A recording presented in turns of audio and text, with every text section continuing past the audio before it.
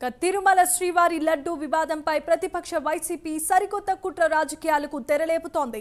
తిరుమల శ్రీవారి లడ్డూలో కల్తీ నెయ్యి వివాదంపై దేశవ్యాప్తంగా నెయ్యి మంటలు చెలరేగుతూ ఉంటే ప్రతిపక్ష వైసీపీ మాత్రం తమ తప్పేమీ లేదు, తప్పంతా చంద్రబాబుదే అన్నట్లుగా కూటమి ప్రభుత్వంపై విషం చిమ్మే ప్రయత్నాలు చేస్తున్నాయి.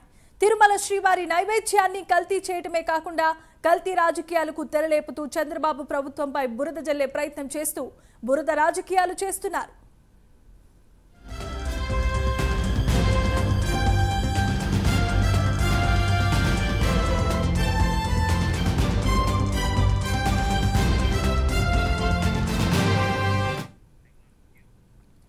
తిరుమలకు దేశవ్యాప్తంగా ఉన్న వివిధ రాష్ట్రాల నుంచి లక్షలాదిగా భక్తులు తరలి వస్తూ ఉంటారు. అంతేకాదు ప్రపంచం నలుమూలల నుంచి కూడా భక్తులు వస్తూ ఉంటారు. అయితే తిరుమలకు వచ్చే భక్తుల్లో 60% పైగా తమిళ భక్తులే వస్తూ ఉంటారు.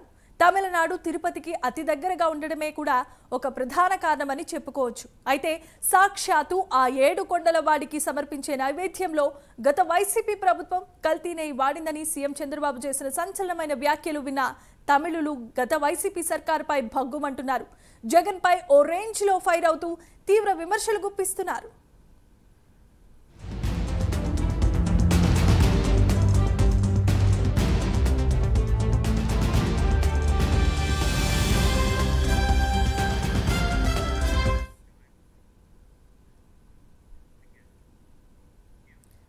జగన్ పై తమిళులు మండిపడుతూ ఉంటే ఆ మంటల్ని చల్లార్చేందుకు వైసీపీ మాజీ మంత్రి తమిళనాడులోనికి ఎంట్రీ ఇచ్చి సరికొత్త ప్రచారానికి తెరలేపింది. తిరుపతి లడ్డు విషయంలో దేవుడితో చంద్రబాబు ఆడుకుంటున్నారని, అధికారంలోకి వచ్చిన తర్వాత చంద్రబాబు ఎలాంటి ప్రణాళిక వేయలేదని, లడ్డు సమస్యను తన చేతుల్లోనికి తీసుకున్నారని రోజా సెలవిచ్చారు. తన తప్పును దాచుకుని జగన్ను రాజకీయంగా శూన్యం చేసేందుకే సీఎం చంద్రబాబు ఇలాంటి కార్యక్రమాలు చేస్తున్నారని తప్పుడు ప్రచారం చేసే ప్రయత్నం చేశారు. అసలు చంద్రబాబుకు భక్తి లేదు, దేవుడిపై నమ్మకమే లేదని, దేవుడిని తన స్వలాభం కోసం వాడుకుంటున్నారని అబద్ధపు ప్రచారం చేసే ప్రయత్నం చేశారు రోజా.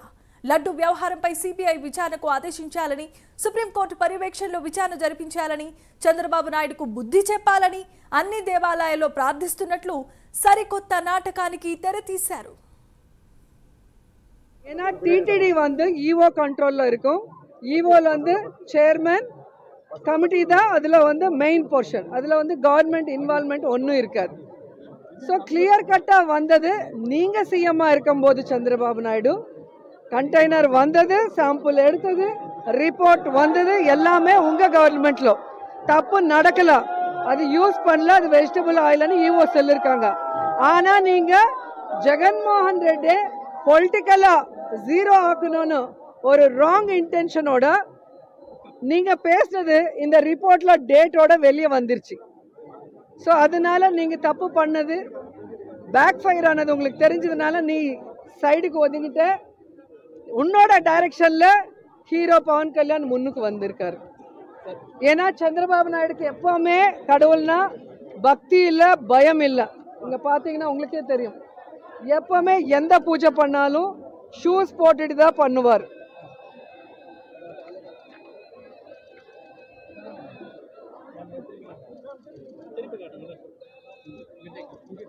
எந்த பூஜை பண்ணாலும் ஷூஸ் போட்டுட்டு தான் பண்ணுவார்.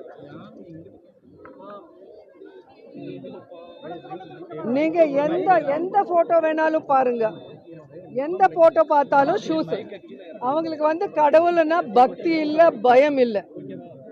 ஸோ ஒரு வாட்டி உங்களுக்கே தெரியும், வெய்யக்கால மண்டபம் திருமலையில் அவர் டெஸ்ட்ராய் பண்ணுறதுனால அதே திருமலையில் பாம் பிளாஸ்ட் ஆயிருக்கு. ஸோ கடவுள் பனிஷ்மெண்ட் கொடுத்தார். ஆனாலும் புத்தி வராமல் மறுபடி தப்பு பண்ணிட்டு இருக்காரு. அவர் வந்து ஜெகன்மோகன் ரெட்டி டார்கெட் பண்ணுறன்னு நினைக்கிறார். ஆனால் இன்னைக்கு வந்து ஆந்திராவில் மட்டும் இல்லை, இந்தியாவில் மட்டும் இல்லை, உலகம் முழுக்க வெங்கடேஸ்வர சுவாமியை பூஜை பண்ணுறவங்க பக்தியோட அந்த லட்டுவை வந்து பிரசாதத்தை வந்து தம்ம அதிருஷ்டமாக நினச்சி சாப்பிட்றவங்கள வந்து ஒரு கன்ஃபியூஷனில் போட்டுட்டு இன்னைக்கு சாமி மேலே நம்பிக்கை போகிற அளவுக்கு சந்திரபாபு நாயுடு பண்ணுறாருன்னா, அந்த மாதிரி டட்டி பாலிடிக்ஸ் பண்ணுற பொலிட்டீஷியனை இது வரைக்கும் யாரும் பார்த்துருக்க முடியாது. ఇక దేశమంతా మహాప్రసాదమైన తిరుపతి ప్రసాదంకి సంబంధించి కల్తీ నెయ్యిపై భగ్గుమంటూ ఉంటే విపక్షమైనటువంటి వైసీపీ ప్రభుత్వం సరికొత్త ప్రచారానికి కుట్ర పన్నుతోంది. దీనికి సంబంధించిన మరిన్ని వివరాలను మా ఏపీ ఇన్పుట్ ఎడిటర్ టీవీ రావు అందిస్తారు. ప్రపంచవ్యాప్తంగా కలియుగ శ్రీ వెంకటేశ్వర స్వామి ప్రసాదము అంటే తొలుత వెంకటేశ్వర స్వామికి ఎంత ఆదరణ, ఎంత అభిమానిస్తారో ఆ తర్వాత ప్రసాదాన్ని కూడా అదేవిధంగా స్వీకరిస్తూ ఉంటారు. మరి ఇటువంటి ప్రసాదం కల్తీ అయిందనేటటువంటి ఆరోపణల నేపథ్యంలో వైసీపీ డిఫెన్స్లో పడింది. వైసీపీ డిఫెన్స్లో పడ్డ నేపథ్యంలో ఏదో చేయబోయి ఏదో చేస్తూ మరోసారి డిఫెన్స్లో పడే ప్రయత్నాలు మాత్రం ముమ్మరంగా చేస్తున్నట్టు తాజా రాజకీయ పరిణామాలు ఇప్పుడు మనకు అర్థమవుతున్నాయి. ఇప్పుడు చూస్తే రోజా ఆంధ్రప్రదేశ్లో నగరి నియోజకవర్గం నుంచి ఎమ్మెల్యేగా గెలిచి ఆ తర్వాత మంత్రిగా అయ్యారు.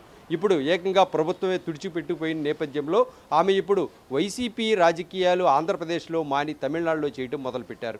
మరి ఈ నేపథ్యంలో తమిళనాడులో కూడా భగ్గుమంటున్నటువంటి పరిస్థితుల్లో ఏదైతే శ్రీవారి లడ్డు వివాదం విషయంలో తమిళనాడులో భగ్గుమంటున్నటువంటి తమిళ తంబేలను మళ్ళీ తమ వైపుకి ఎలా తిప్పుకోవాలి అనే ప్రయత్నాలు చేస్తూ అక్కడ కూడా అడ్డంగా బుక్ అవుతున్నటువంటి పరిస్థితి ఇక్కడ మనకు స్పష్టంగా కనిపిస్తోంది.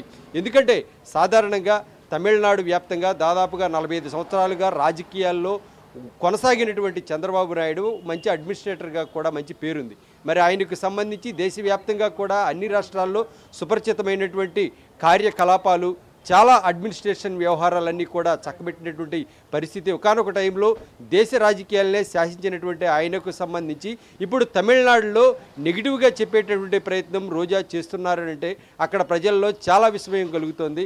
మరి ప్రధానంగా ఇక్కడ ఈ ఆంధ్రప్రదేశ్ వ్యాప్తంగా కూడా ఆలయాల్లో శుద్ధి పూజలు అనేటటువంటి కార్యక్రమాన్ని ఈరోజు శనివారం రోజున వైకాపా ప్రభుత్వం, వైకాపా పార్టీ ఏదైతే జగన్మోహన్ రెడ్డి ఆదేశాల మేరకు ఈ నిర్ణయం తీసుకోవడం జరిగింది. మరి ఈ నేపథ్యంలో ఇప్పుడు తమిళనాడుకు చేరుకున్నటువంటి రోజా ఆంధ్రప్రదేశ్ రాజకీయాలు చేయాలా, తమిళనాడు రాజకీయాలు చేయాలా అనేటటువంటి మీమాంసలు పడ్డ ఆమె ఇప్పుడు తమిళనాడు టెంపుల్స్లోకి వెళ్ళేసి అక్కడ ఈ లడ్డూ వివాదం గురించి మరింతగా వివరించేటటువంటి ప్రయత్నం చేస్తోంది.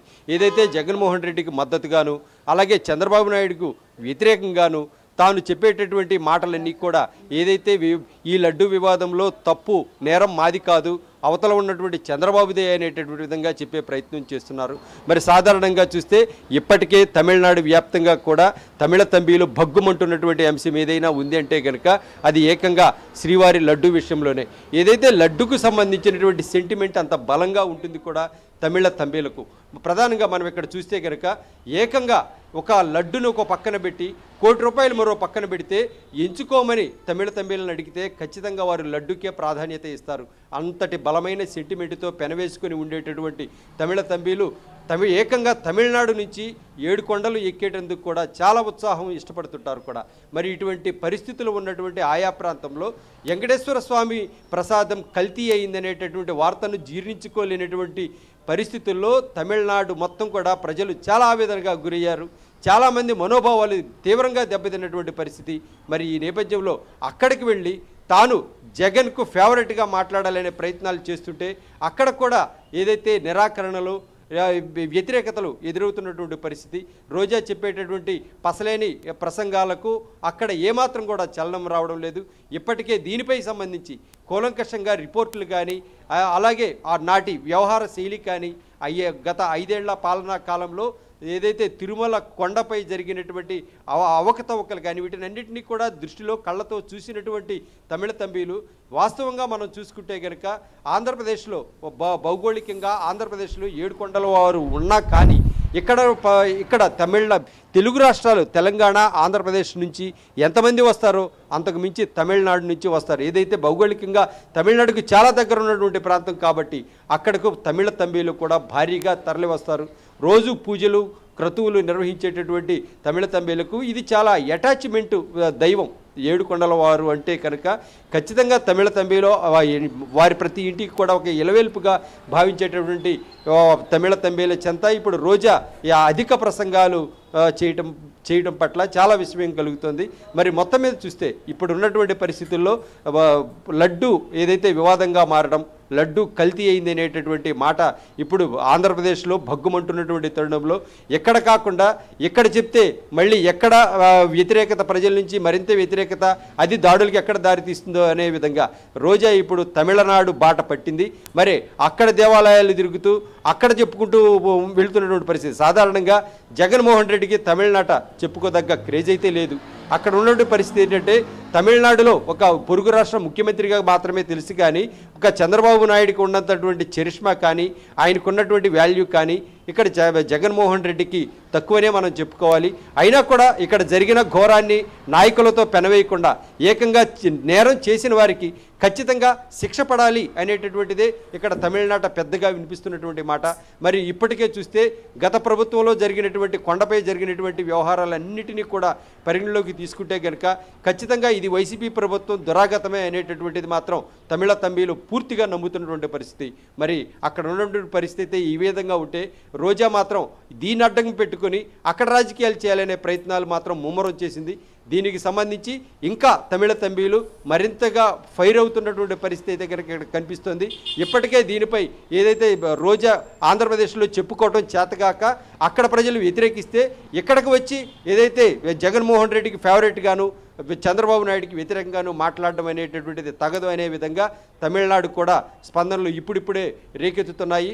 అయితే తమిళనాడులో ప్రభుత్వం ఏదైతే ఆంధ్రప్రదేశ్ ప్రభుత్వం పరిధిలో లేదు కాబట్టి తమిళ తంబీలు ప్రస్తుతానికి కామ్గా ఉన్నా కూడా ఈ విషయంలో కామ్గా ఉన్నటువంటి తమిళ తంబీలను రోజా అక్కడికి వెళ్ళి మరింతగా రెచ్చగొడుతుంది అనేటటువంటి భావం మాత్రం ప్రస్తుతం అందరికీ కలుగుతున్నటువంటి భావన. Jemimah. Right, thanks for the updates TV Rao.